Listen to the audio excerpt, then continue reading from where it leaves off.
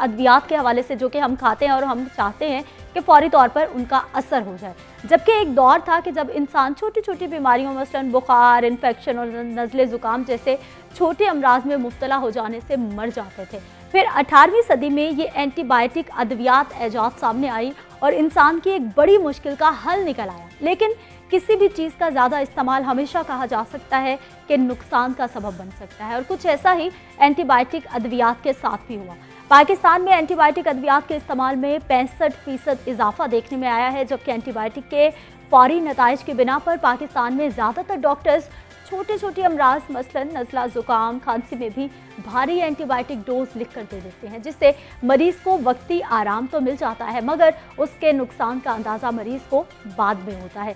दूसरे ममालिक में इसके बरक्स अगर आपको बुखार हो जाए तो डॉक्टर्स की जानिब से आपको 2 दिन इंतज़ार और आराम का मशवरा दिया जाता है कि शायद कि आपका मुदाफ़ती निज़ाम बुखार से लड़ने का अहल हो और आप खुद ही ठीक हो जाएं। और अगर आप फिर भी ठीक ना हो पाएँ तो डॉक्टर आपके खून का टेस्ट करवाएगा और रिपोर्ट्स आने के बाद ही आपको गोली खाने का मशवरा देगा। लेकिन हमारे यहाँ ऐसा कुछ नहीं होता। सवाल ये है कि आखिर हमारे यहाँ क्यों इतनी बड़ी तादाद में एंटीबायोटिक का इस्तेमाल होता है, और अब तो बहुत सारी एंटीबायोटिक हैं जो कि ह्यूमन बॉडी ने उसके खिलाफ रेजिस्टेंस शुरू कर दी है। सेल्फ मेडिकेशन का कॉन्सेप्ट बहुत ज़्यादा स्ट्रॉन्ग है, जिसमें लोग अपने तौर पर एंटीबायोटिक का इस्तेमाल करते हैं। इन तमाम मामलात पे हमने बात करनी है कि एंटीबायोटिक अद्वियात होती क्या है, इंसानी जिस्म पर क्या असरात डालती है, वो फ़ायदा कितना होता है, नुकसान कितना हो सकता है।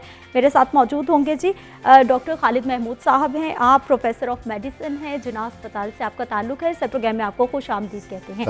वालेकुम अस्सलाम। डॉक्टर साहब, सबसे पहले हमें बताइए कि ये एंटीबायोटिक मेडिसिन कॉन्सेप्ट क्या है, ये क्या होती है और हमारी बॉडी में क्या फ़ायदा पहुँचाती है?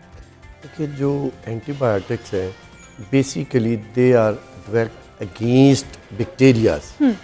तो जो सबसे पहले जो आई एंटीबायोटिक उनमें पेनिसिलिन ग्रुप था, ठीक, और उसका जो मास लेवल पे इस्तेमाल हुआ 1940 में, जब एक क्लब में आग लग गई और 400 के करीब डेथ हुई और वहाँ पे उन्होंने कहा मैजिकल रिस्पॉन्स आई, तो उसके बाद यूज़। अब एंटीबायोटिक जो होती है बेसिकली अगेंस्ट बैक्टीरिया यूज़ करते हैं। They have no role against viruses. ठीक, वायरसेस के अगेंस्ट एंटीबायोटिक का मोर और लेस नो रोल। हाँ। अब होता क्या है, जो अभी आप बात कर रही थी कि मसलन कॉमन कोल्ड है, हल्का सा जुकाम हुआ, लाइकली ये वायरल होती है। हाँ। और जितने भी वायरसेस हैं मोस्ट ऑफ देम जो है उनका एक लाइफ साइकिल होता है। ठीक, उसके बाद वो खुद ठीक हो खत्म हो जाते हैं। इसकी मिसाल मैं आपको ऐसे ही दूंगा कि अगर आपको याद हो 2012 का जो एपिडेमिक था डेंगू फीवर का, तो डेंगू फीवर में भी यही था कि हम कहते थे कि 2 से लेकर 14 दिन, अगर 14 दिन से ऊपर का बुखार है तो डेंगू नहीं है। ठीक, अब वो सेल्फ लिमिटिंग है। अब होता ये है कि किसी को जुकाम हुआ, आप गए बाज़ार गए, कोई खाना खाया, शादी पे गए, वहाँ पे ऑयल या सब स्टैंडर्ड मील लिया, उसके बाद एक आध मोशन आ गया, आप इमीडिएटली मेडिकल स्टोर पे जाते हैं। हमारे मुल्क में ये जो बेसिक डिफेक्ट है कि हर बंदे को ओवर द काउंटर एंटीबायोटिक्स मिल जाती है। अच्छा डॉक्टर साहब, आपकी इसी बात से एक मिसाल ये भी तो है ना कि अगर आपको ज़ुकाम हो गया है तो डॉक्टर के पास जाओगे तो 7 दिन में ठीक हो जाओगे, घर में रहोगे तो खुद वो 1 हफ्ते में ठीक हो जाएगा। इसका मतलब है कि ये वही मिसाल है कि वायरल इस पे कोई असर नहीं करेगा अगर वायरस होगा, बल्कि रादर कई दफ़ा उसकी हमारे तो डॉक्टर साहब डॉक्टर्स लिख के दे रहे हैं। नहीं, उसका होता ये अनफॉर्चुनेट है कि मसलन I have worked in both environment, आपने शुरू में बात की जी। होता ये था कि कई दफ़ा हमें एम्पिरिकल एंटीबायोटिक्स देनी पड़ती है, लाइक पेशेंट इमरजेंसी में सीरियस कंडीशन में है।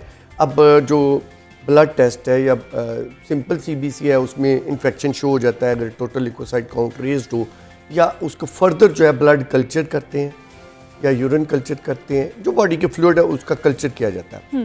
अब कल्चर की रिपोर्ट मिनिमम 48 से 72 आवर्स में आती है। तो जो सीरियस इलनेसेस हैं वहाँ पे वी हैव टू गिव।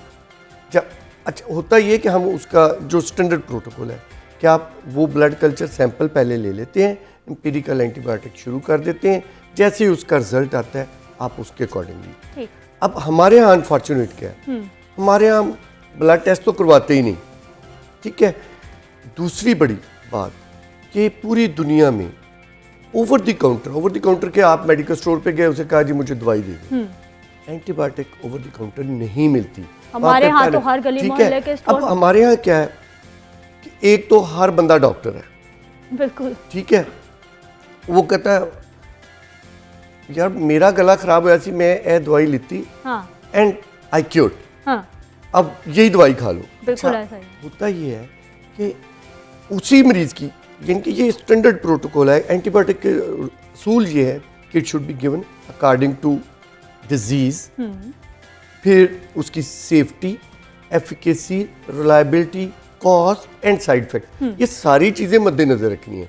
और वो कौन कर सकता है? एक मुस्तनिद डॉक्टर। अच्छा डॉक्टर साहब, मुझे ये बताइए कि अब एंटीबायोटिक का रुझान आपके सामने ही है कि लोगों के घर में जो मेडिसिन बॉक्स है उसमें भी ज़्यादातर वही एंटीबायोटिक रखी हुई हैं, जो जुकाम होगा ये खा लेंगे, वो खा लेंगे। और ये एक बहुत बड़ा, उसका बड़ा नुकसान ये है कि ये जो लेफ्ट ओवर मेडिकेशन, अब देखिए होता क्या है, एक स्ट्रिप लाए आपने काट के, फर्ज करें कि आपने 3 दिन वो दवाई यूज़ की, उसके बाद आप ठीक हो गए, रख दी।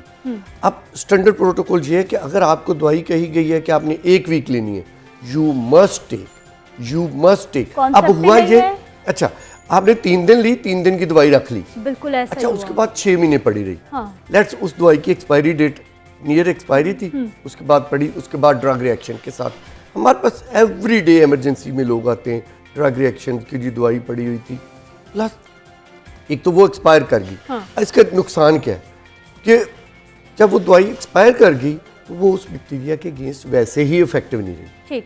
और दूसरी जो बड़ी चीज़ है कि जो इफेक्टिव ना रहना, यानी उसके अगेंस्ट रेजिस्टेंस आ जाती है। एक और हमारे यहाँ है जिसकी वजह से ये बहुत ज़्यादा हो गया है कि हमारे यहाँ वेजिटेबल पे स्प्रे किया जा रहा है, पोल्ट्री में एंटीबायोटिक का पानी लगाए जा रहे हैं डॉक्टर साहब। जी, पोल्ट्री में एंटीबायोटिक का बेजा इस्तेमाल किया जाता है, that lead to antibiotic resistance. मसलन इसकी मिसाल आपको मैं ऐसे दूं कि हम फॉर एग्जांपल अभी पल्मोनोलॉजिस्ट बैठे थे, हम बात कर रहे थे, उनका बेसिक फील्ड टीबी के मरीजों को देखना ये वो, तो टीबी में जो पहले हम कॉमन दवाइयाँ देते थे, अब उनके अगेंस्ट बैक्टीरिया जो है वो रेजिस्टेंस डेवलप कर चुका है। Now we have to give other medication, और कई दफ़ा जब रेजिस्टेंस आ जाती है तो वो पेशेंट रिस्पॉन्ड नहीं करता, और उससे हम अपना बहुत ज़्यादा कॉस्ट में भी इजाफा हो जाता है। कॉस्ट के साथ साथ एक बंदा जिसने 10 दिन में ठीक हो जाना था, वो अब अगर लेट ठीक होता है तो उसका वर्क भी मुतासर होगा, इकॉनमी पे भी इफ़ेक्ट होगा। एक और बात कि कई दफ़ा मैंने जो पहले बात की कि फॉर एग्जांपल मैं टीबी की ही दवाई की बात करूँगा, जब हम एंटीबायोटिक्स देते हैं तो हम कहते हैं ये दवाई आपको मिनिमम 6 मंथ के लिए लेनी। अब यूजुअली एंटीबायोटिक का इफेक्ट विद इन 2 वीक जिस्म पे आ जाता है, वो बंदा ठीक हो जाता है। अब होता ये कि वो ब्लड से कई दफ़ा बैक्टीरिया हो गया, जो डीप सीटेड सेल है उनमें वो रहता है, अब वो बंदा थोड़ा सा बेहतर हुआ, उसने साथ ही दवाई छोड़ दी, दैट लीड टू रेजिस्टेंस। अब वही दवाई दोबारा जब वो खाता है और उसकी सिम्टम, सारी बात अभी मुकम्मल वो ठीक नहीं हुआ था, अभी वो मुकम्मल ठीक नहीं हुआ था, अब क्या होगा, वो बंदा दोबारा उस बीमारी के साथ आएगा, अब दवाई मिल रही है तड़ातड़, उसको हम दे रहे हैं एंड उसके ऊपर नो रिस्पॉन्स। अच्छा डॉक्टर साहब, हमें ये बताइए कि ये हमारी बॉडी में बात अक्सर माहिरीन करते हैं कि गुड बैक्टीरियाज भी होते हैं जो हमारे लिए ज़रूरी है, बैड बैक्टीरियाज भी होते हैं, तो ये एंटीबायोटिक जो है वो हमारे गुड बैक्टीरियाज को भी ख़राब कर रही है? डेफिनेटली। देखिए, हम कोई सी भी जो चीज़ लेती हैं या लेते हैं, देखिए दे हैव, अल्लाह ताला ने दुनिया में कोई ऐसी चीज़ नहीं बनाई जो हमारे लिए अच्छी ना हो, और जब वही चीज़ हम एक्सेस में लेते हैं तो वो बैड में जाती है। बिल्कुल। इसकी एग्जांपल मैं पहले पानी से दूंगा। हम सब पानी के बगैर जिंदा नहीं रह सकते। ऑन एवरेज आप खाने के साथ 1 से लेकर 3 गिलास पानी पीते हैं, यही होती है ना रूटीन। सेम पानी मैं कहूँगा आप 5 गिलास पानी पिए तजर्बे के तौर पे घर पे, आपको विद इन 5 मिनट आप वॉमिट करेंगे। ठीक। अच्छा, अब ये उसका साइड इफेक्ट हो। अब ये जो एंटीबायोटिक लेते हैं, जो नॉर्मल कॉमन फ्लोरा का हम वर्ड यूज़ करते हैं, दे आर बेनिफिशियल, वो हमारी बॉडी के साथ साथ है, करोड़ों नहीं अरबों तादाद में बैक्टीरिया हैं, हमारी स्किन पे भी हैं और ये हर जगह मौजूद है, हमारी गट के अंदर है। और उनका एडवांटेज क्या है, इसी पे एक जो नया कंसेप्ट जिसको हम प्रोबायोटिक्स का भी कहते हैं, तो ये कॉमन फ्लोरा जो है वो उस फॉर्म में भी हमें हेल्प आउट करता है और हमारी इम्यूनिटी बढ़ाने में भी वो बेनिफिशियल है। तो हम जब एक्सेसिव यूज ऑफ एंटीबायोटिक्स और मिस यूज, मैं मिस यूज एक्सेसिव यूज की बजाय I will use the word miss use of antibiotics, तो हम अपने उस कॉमन फ्लोरा को जो हमारे दोस्त हैं हमने उनको खत्म कर देगा, यानी कि हमने अपनी आर्मी को तबाह कर दिया। उसके बाद जाहिर बात है जब अपनी आर्मी वीक हो जाएगी तो दुश्मन तो आप पे हमला करने अच्छा डॉक्टर साहब, ये आपने फौरी तौर पर जो इसके असरात जाहिर होंगे एंटीबायोटिक के ज़्यादा इस्तेमाल से वो तो हमने बता दिए, लेकिन कोई ऐसी ख़तरनाक बीमारियां भी हैं कि जो हम ज़्यादा एंटीबायोटिक का इस्तेमाल करते रहते हैं तो वो भी हमें लग सकती है? देखिए उसका यस, जब आपकी इम्यूनिटी कम होती है तो आपको मसलन आपने एंटीबायोटिक ली, उससे मैं मतलब मिसाल देता हूँ, कुछ लोगों को डायरिया लग जाता है, ठीक है, एक बैक्टीरिया सूडोमेम्ब्रेनस कोलाइटिस एक टर्म है। अब वो डायरिया फिर हमें हैवी किस्म की एंटीबायोटिक कई दफ़ा महीने तक के लिए देनी पड़ती है, ठीक है। हमारे यहाँ एक एंटीबायोटिक जिसका इतना कि मिसयूज़ हुआ, वो मैं कंपनी का नाम नहीं लूँगा, मेट्रोनिडाजोल, जिसको हल्का सा भी पेट फ्लैजल दी गोली खा लो, मैंने अब नाम ले देता हूँ। बिल्कुल। अब नुकसान क्या हुआ, वो इतनी ज़बरदस्त एंटीबायोटिक है and we are getting resistance against it. Similarly penicillin का हाल हुआ, ठीक है।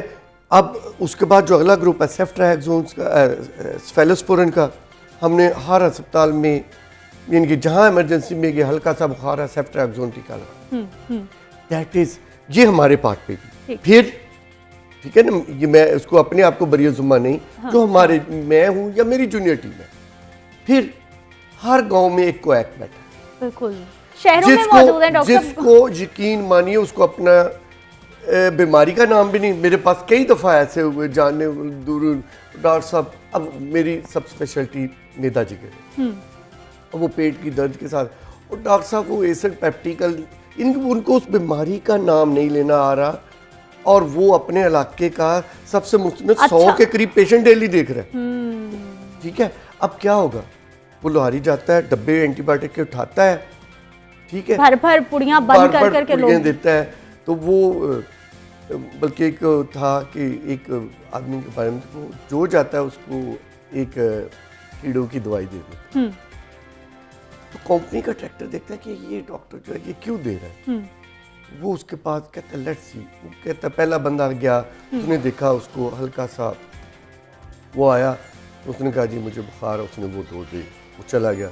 उसके बाद दूसरा आया, उसने कहा मेरे पेट में दर्द, उसने वही दो दी, वो फिर वो भी चला गया। तीसरा टांग में दर्द थी, वो सबको सेम ही। हाँ। अच्छा एंड पे वो पूछता है कि मालिक पूछता है कि आपने ये क्यों, तो उसने पहले के बारे में बताया, कहता दूसरे को तो कीड़ा था इसलिए दे दी, तीसरे को कहता उसको भी यही मसला था, कहता मुझे क्यों दिया, मैंने भी तो तुम्हारे से, कहता तुम्हें कीड़ा ये था, तुम्हारी दवाई बिक रही थी। बहुत शुक्रिया डॉक्टर साहब प्रोग्राम में शामिल होने के लिए।